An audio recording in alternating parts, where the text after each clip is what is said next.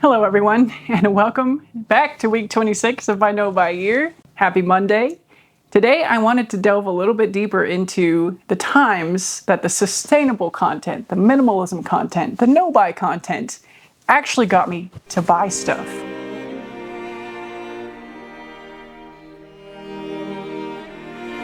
So this is one of the kickers of trying to become a more conscious consumer. You gather information, you follow people that preach what you want to practice, and sometimes end up being influenced in the ways that you are trying to avoid. And the other surprising thing with this, or the thing that I look back on and realize how misguided I thought I was being smart. I thought I was thinking about what I was purchasing, and I thought I was justifying it in a way that was acceptable. But really, I was just justifying it in order to buy.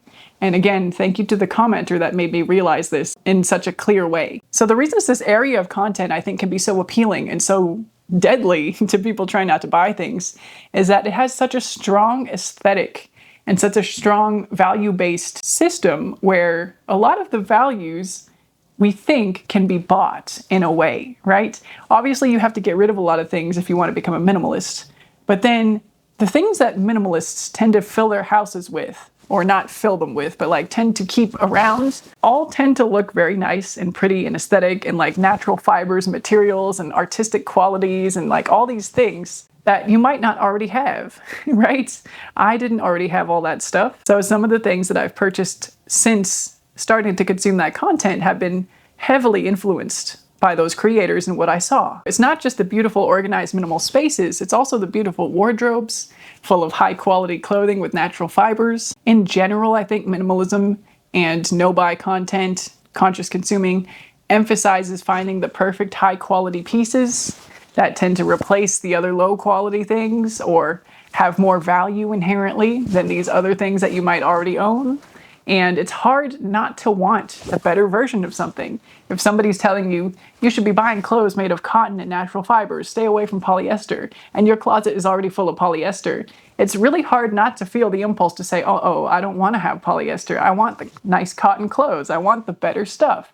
And so what do? You take all the polyester out of your closet and replace it by buying new cotton clothes or even thrifted cotton clothes, but you're still buying something. And not only is it about quality all the time, but sometimes it's about ethical labor processes, sustainability in general, environmental concerns, all the things that are good that we do want to support and are lured into the false sense of feeling able to support those things just by buying the stuff. So sustainable brands in general are enticing because of all of these things. And then for somebody who's looking to buy, it feels like an ethical way to keep on buying things.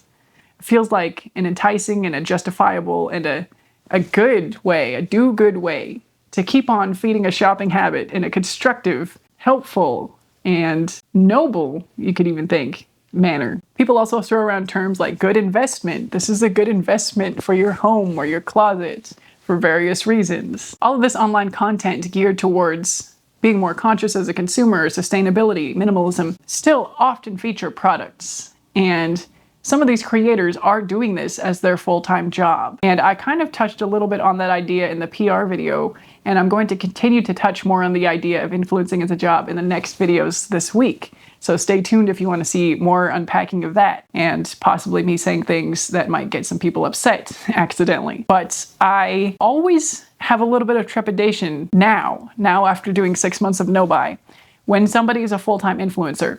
Because even if their ideals are minimalism, simple living, sustainability, not buying stuff you don't need, if they show things, it is advantageous for them to link everything they can in their description box to kind of not actively necessarily sell you things, but to make it available for you if you want to buy in such a way that they get their kickback out of it. They get their affiliate links or commission or, sometimes the sponsored content. And while it is genuinely useful sometimes, in the case of sponsored content, to present you a more eco-friendly option that you might have never seen before, and I don't regret the eco-friendly kitchen purchases I made in my Everything I Was Influenced to Buy video. Those are some of my best things that I was influenced, like the stasher bags. I also didn't mention period underwear in that video. I didn't think to bring all that down, but I was influenced to buy that as well from the online sustainability community, and no regrets there. I do find that a highly useful product, but There are cases where you have categories of products that don't actually need replacing,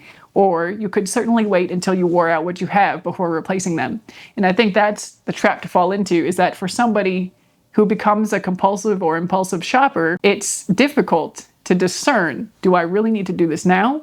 And then if the answer is no, I don't need to buy this now, it's also difficult to wait. You just want to do it now. You want to check that off your to-do list. You want to get it done. You want to feel productive. You want to feel like you're using the best version of something.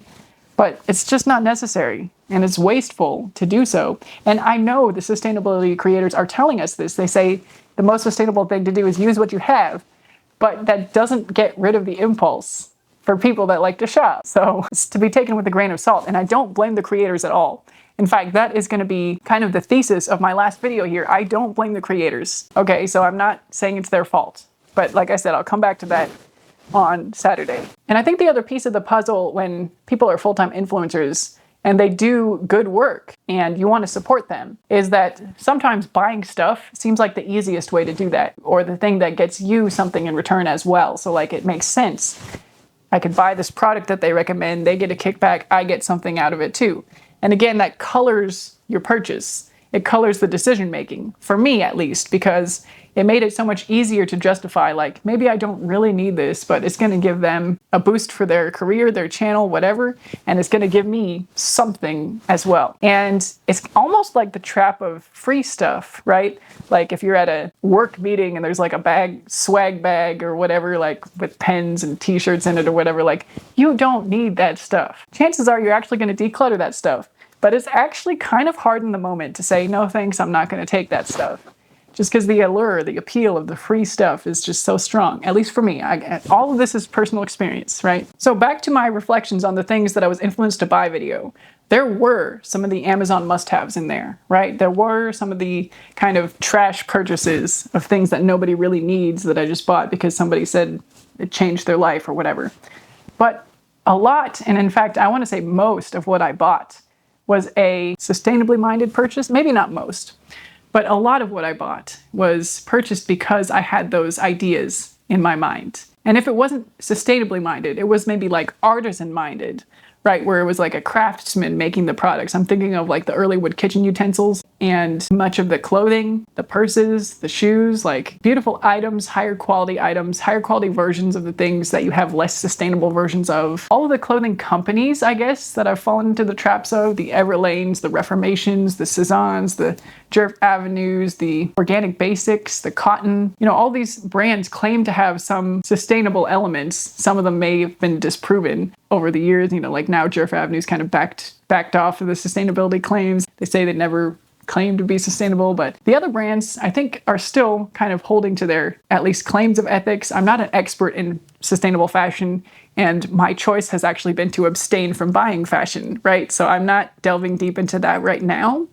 I might do that in the future though, but it's just not my focus right now. So I can't tell you whether Everlane, Reformation, Cezanne are still sustainable brands or sustainably minded brands or not. I'm just not partaking. But the point I'm trying to make here is that I bought a lot of these clothes thinking that these were the better option, that these were conscious purchases, that this was a smart decision, and that this is what I should be buying. And I think that lured me to fall into that trap of buying more than I needed and being able to justify it as well, and making me think that these were wise purchases.